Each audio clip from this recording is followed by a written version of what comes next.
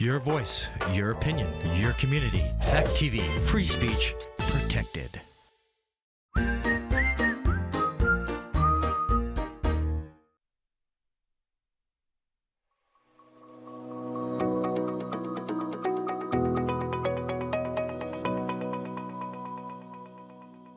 Thank you for watching Welcome Keene. I would like to thank everybody for watching my show. It's amazing that you guys spend time with us, and I really appreciate it. It means the world to us. As you guys know, my name is Aggie. As you guys know, I love talking about international community, but I also love talking to people who you can get inspired by, you can learn from, you can grow, you can make small changes, you can make small shifts in your life, and that will make a big difference. And today I have a very special guest in our studio, a local hero, Dr. Judy Reed. She is a woman with really big and courageous heart. She co-founded Spark Teacher Education Institute in Brattleboro, Vermont. She was a professor of teacher education in University System of New Hampshire, and now she's a professor in the education department at the Keene State College. She is a co-founder and the core leadership of Project Home, and has been working to secure safety for women and their children struggling through the asylum seeking process. In 2020, she was honored an outstanding woman of New Hampshire by Keene State College, but the most importantly, she is just wonderful. She has big heart, and she is just amazing. Judy, I'm so happy to have you in our studio. I am so grateful for Project Home and you are doing for this community. I feel like it's really amazing. I have a lot of respect that you help the people who are the most vulnerable, people who are traumatized, people who come from different countries and they face a lot of obstacles. I know that they're traumatized in their own country because their human rights are seriously violated. They are prosecuted. They suffer a lot of torture, different circumstances, and they come here and they experience another layer of trauma, which might be not knowing the language, or feeling isolated, feeling dislocated, being homesick. That puts a lot of pressure on them. And then Project Home, and you come and you help those people find their homes and help them financially and find medical help. And I feel it's absolutely wonderful what you're doing. I have a lot of respect for that. Thank you so much for doing that. How are you doing today? I'm well, thank you. Thank you for inviting me here today. Thank you for being here. Are you enjoying the beautiful weather today? I am. It's gorgeous, isn't yes. it? Yeah. So before we start our conversation, I would like you, because there's a lot of stigma around asylum seekers, I would like you to define what an asylum seeker is, and is it legal, so everything is crystal clear. Yes, okay. So an asylum seeker is somebody who has come to our border or another border because they are fleeing unlivable conditions at home. Right. Under international law and United States law, it is legal to come to any part of the border, anywhere, and claim asylum. And that is what an asylum seeker is. It's somebody who has come to a border at any point on the border, encountered at some point an official to whom they can say, I claim asylum.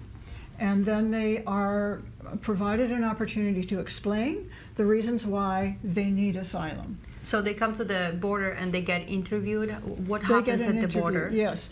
So once they have crossed the border, this is what's supposed to happen. Right. They should have an interview with an official who hears their story and makes a decision, preliminary decision, about whether that story is credible. Right. Whether they have a credible fear. If that is determined to be the case, then they are here legally. Correct. And they are not illegal. Right. No human being That's is illegal. important. That's important that they're here legally. They are here legally as soon as they have passed their credible fear test. And it is not illegal to cross the border at any point if that is the reason that they're crossing it. So, small town, Keene, in New England, and what inspired you to start Project Home, organization that helps people very vulnerable and bring them to Keene, to such a small community? What was the reason of starting Project Home? Okay, so back in not that long ago, but in 2019 in the fall, there were, you may recall, that summer, there was a huge outcry over the separation of children from their parents at the border, children in cages, adults in cages. It was egregious. We all remember that. Yeah, and there was quite an uproar about it. And in Keene, we have another small group that had been in existence for a while that helped to organize, called Keene Immigrant and Refugee Partnership, and they helped to organize a rally on the town square, and some people listening may have been there. Right. And we pulled together a group of people who wanted to try to just do something about this, other than just to rally. And what we came up with was the idea that we could certainly, in our region, not just Keene, but the Monadnock region, Mm-hmm. we could bring into host homes at least 5 individuals or families and see them through the asylum process. Our thought was to get people out of detention on the border because they don't belong in detention. No, absolutely not. They're not criminals. No. And if they don't belong in detention, then where do they belong? They belong in our communities. Oh, exactly. So that was the beginnings of Project Home. That's so inspiring. It's just so wonderful. So what is the mission of Project Home? How would you describe the mission? The mission is to, as I said, bring asylum seekers into the community and support them fully throughout their asylum process. It's a very, very lengthy process. There's a lot of setbacks. The immigration system is quite broken, so it takes a long time, and there are a lot of hurdles along the way. But when they first come, they need shelter, food, clothing. Right, They come with basic nothing. stuff, because they come basically with nothing. One Absolutely. suitcase maybe. If that, no, Right. sometimes not even Nothing, that, just the clothes that they're wearing. So when they come, first of all, we have to have a host home. So generous people in the community stepped forward. We never even advertised for host homes. People came to us and said, I want to host.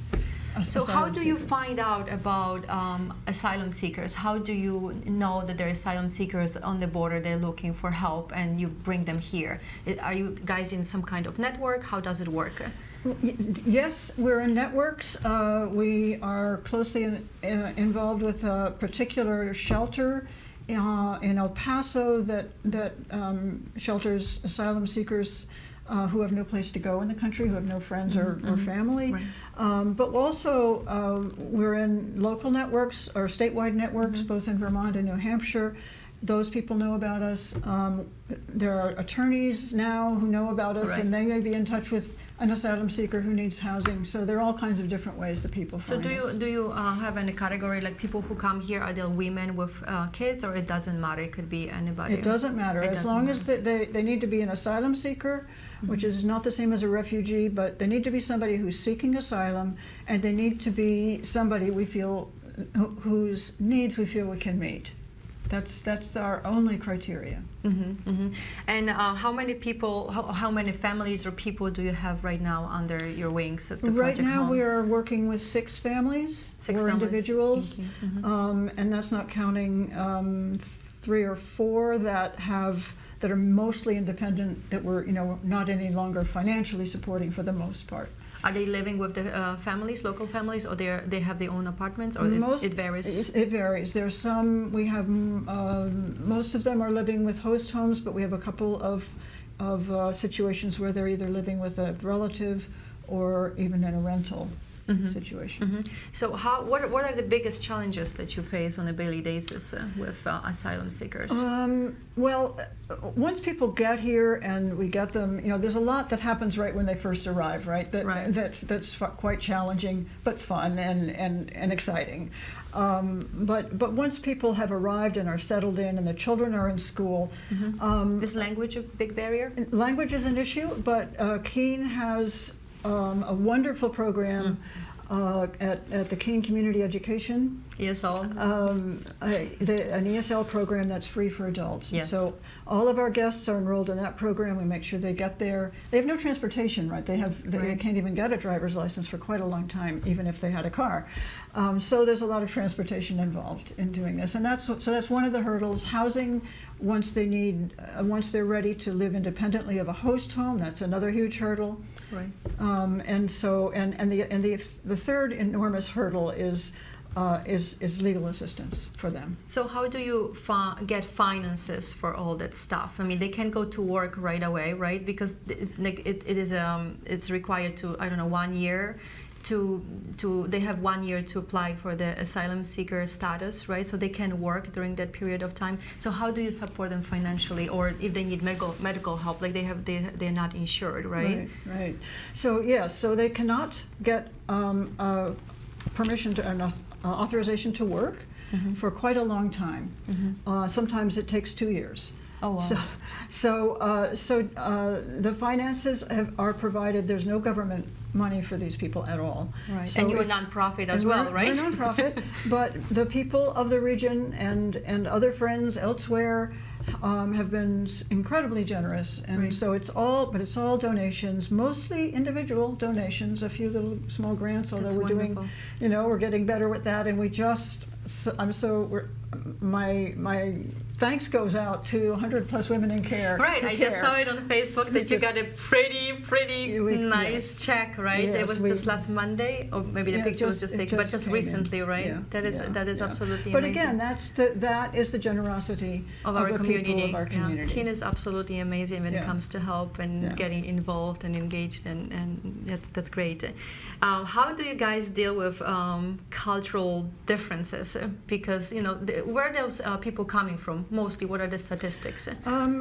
Most of our guests are from Spanish-speaking countries, Central America, Mexico, Central America, Venezuela. Right, Peru. so I'm sure they face a lot of different cultural differences, Sure, like even climate probably is different. Absolutely. So how do you deal with that?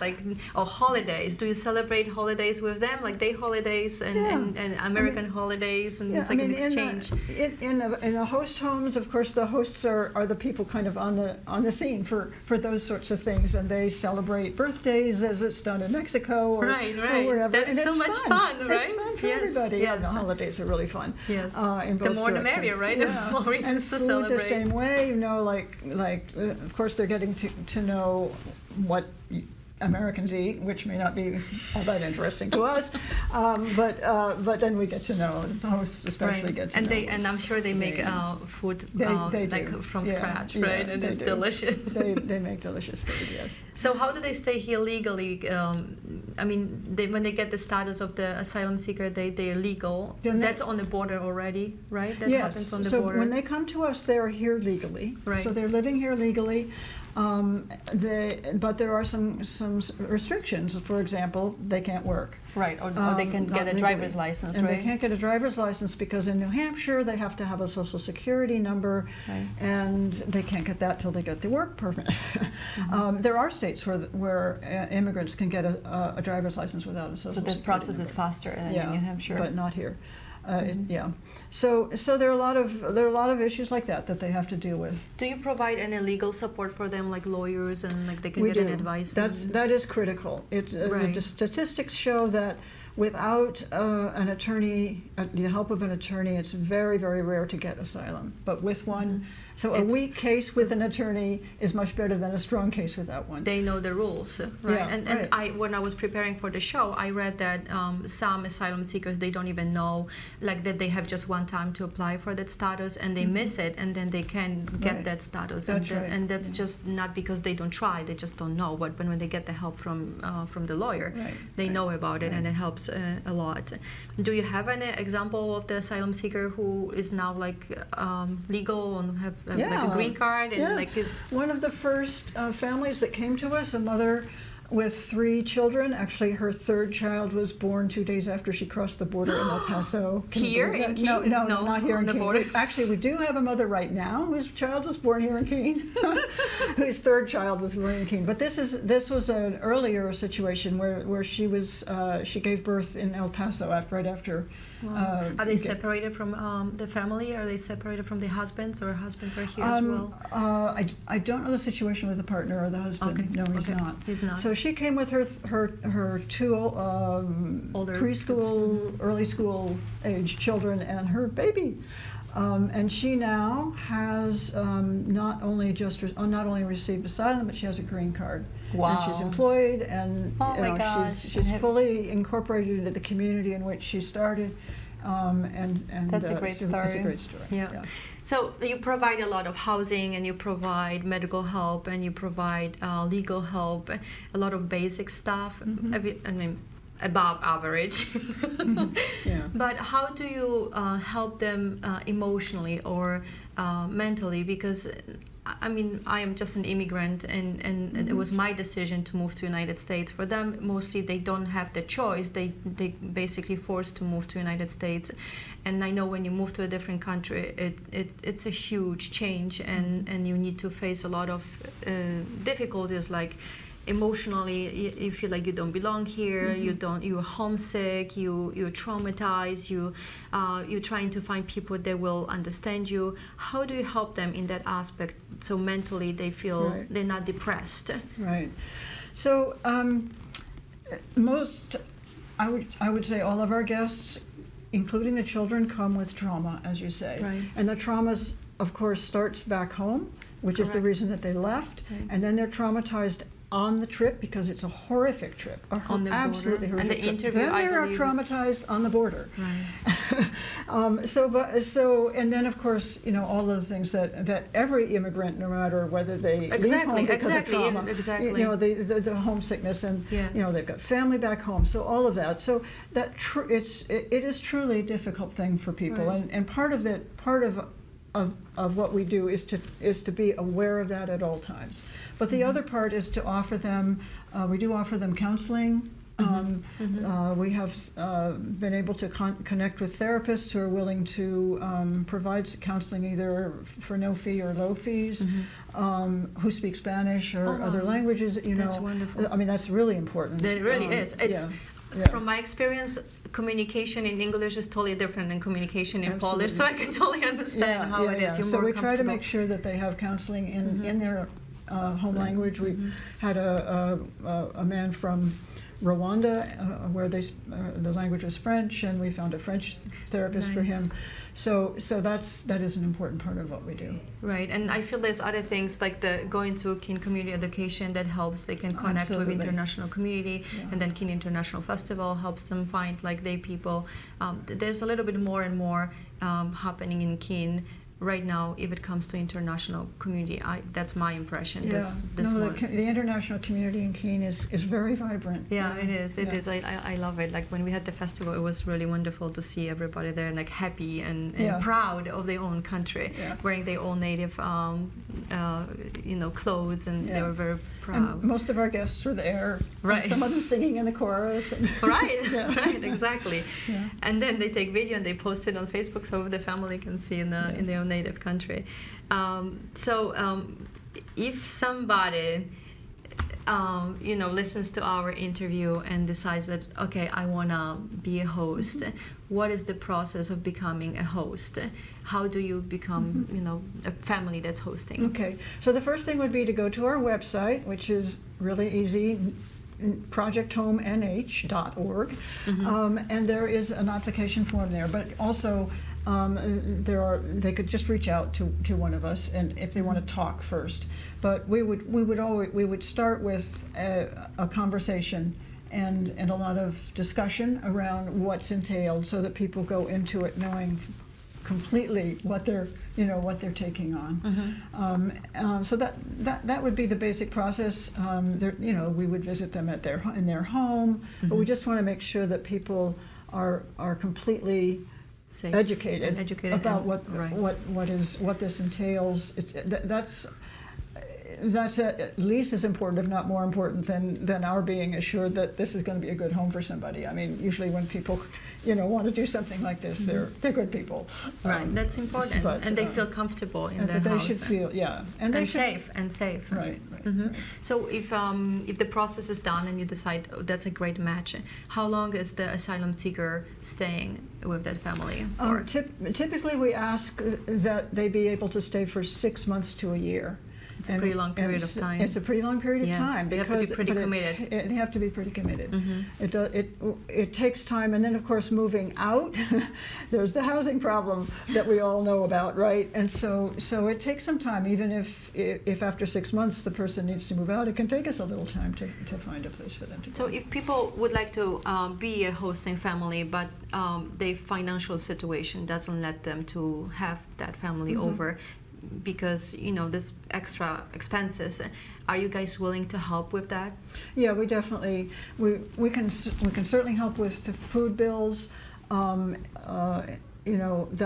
kind of the main sort of help we provide. But we also, for all situations, whether there are financial needs or not in the home, we provide a whole team of volunteers who support that whole situation, who provide transportation, who take the guests on outings, who help them with English. All right, or they need to go to the doctor, or they need to be taken, right? Yeah. So that the hosts are not on their own.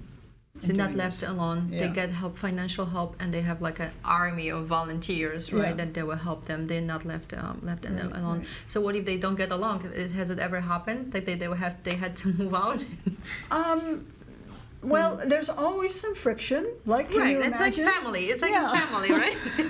So, but for the most part, but I should say, in all cases so far, things have worked out, and there's a whole surround of people who can kind of help with and support you. Another thing that we try to do is to make sure that, because the hosts don't always speak the language of the guest, right? Right. And so we try to make sure that there's somebody available on a weekly basis, so that at least once a week there's a chance to sit down with somebody who can translate accurately and competently, and have a discussion about anything that may be going on that needs to be discussed. So, if you don't have enough resources to host the family, the asylum seeker, is there any way that you can get involved and help those people? Oh my goodness, yes. So please tell us all about it. Well, we need so many volunteers with each situation. We have up to 20, sometimes more, volunteers on each of these teams, and we have 5 or 6 teams. So that's a lot of volunteers. That takes a village. Yeah, it takes a village, and of course, there's a lot of behind-the-scenes work too. I mean, we have to raise money. So what kind of volunteering that would be? Driving, right? Yep. What else? Driving, taking people shopping, taking people on outings. Getting to know the community, especially at first. Right. Introduce them to the community. Absolutely, right? Yeah, and what do things cost here? What does $1 mean? Exactly. When you move here, when you move here, like it's important to even know where Target is. I mean, for real, like you don't know simple things. Like everybody knows that stuff, but when you move here, you have no idea. So it's important. Where can you get used clothing? Exactly. Where the school is, the KCE, right? That's important. So that kind of volunteering, just to help with the basic stuff. How about tutoring? Are you looking for tutors? Absolutely. Sometimes the children need a little bit of extra help with schoolwork. They learn the language really fast, so that's not usually a problem for them. But the adults, to help them with their English, sometimes volunteers will actually be there for that purpose, but just spending time and speaking English with them. Exactly, or something just being with them, right? It's important. Helpful. So I want to ask you a question that's more on the personal level. Helping those vulnerable people and being involved with their lives and supporting them all the time. What have you learned personally from people who are vulnerable, and on one side they're weak because they're in a different country, so they feel lost, but they're very strong because they have been so traumatized and they have experienced so many different experiences that we can probably even imagine. How does it feel for you to help those people? How rewarding it must be? Well, it is very rewarding, absolutely. And that's regardless of what you might be doing. You know, I mean, there are all kinds of ways to be helpful, and they're all really rewarding. But in terms of I think what I have needed to learn is to rethink my position in life, and to really pay careful attention to the difference, the dynamics in power in a situation like this, because people are coming into a situation where they have a lot of needs, Yes. and that by itself creates a power differential. And as you said, these are people who have conquered incredible hurdles, Yes. and done incredible things in their life. These are competent people capable of making decisions about their lives for themselves. They don't maybe know all of the factors that I know about, Right. so I can convey those factors as information, but in the end, I have to be careful that I'm not making decisions for them. They are making their own decision, and if they make a decision that isn't the one that I think I would make, Right. that's their decision to make, and I support that. So that's something we all, I think, who are working with Project Home are constantly working to accompany people, not to lead them. You know, we're not saving anybody. Right, We're you're not, just helping. We're not guiding them.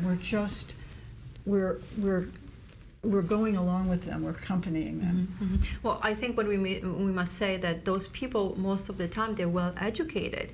They might be teachers, they might be doctors. Sometimes. Not necessarily, though. Not necessarily. Well, Yeah. I know one, and Some I know are. he was a teacher in his Yeah. own country, and then he moved here, and then finding an occupation as a teacher is really hard because Yeah. of the English. But they definitely can Right, make well, their own decisions. I mean, that is a typical thing for immigrants, is that they come here with a good education, and that education isn't considered okay here. Exactly. But the people that are coming through the asylum process, some of them are like that, and some of them Right. are not all that Right, skilled. right. So where can we find all the information about Project Home? Do you have a website? We have a website. It's www.projecthomeh.org. Perfect. Thank you so much, Judy. Thank you so much for coming to our studio. I really appreciate having you here. I feel so inspired right now and so motivated. Like I feel like I want to help. Oh, great! I'll sign you up. Thank you so much for coming. And please, friends, just volunteer. It doesn't matter what occupation you are. You don't have to do anything. You don't have to change your occupation. You don't have to change your schedule. You can help from any situation, and volunteering is just a wonderful thing that you can do. You can see your life through a lens of love when you're volunteering, and you help yourself and you help other people by volunteering. It's kind of like an exchange of love. So it's very important, and volunteering, I feel, helping, serving other people is a great way to a meaningful life. So volunteer, contact Project Home, teach them English, help, whatever. It's very important, especially when you're from a different country. It's very important to know that you get that support and you're not disconnected, you're not dislocated. And when you're homesick, you can get help from people who live here, and you are not alone. It's very important. So thank you very much. I really appreciate your story, and I appreciate the information about Project Home. It was a pleasure to have you here. And I just want to announce that right now there's a Monadnock International Film Festival happening. It's online right now. They have a lot of great movies.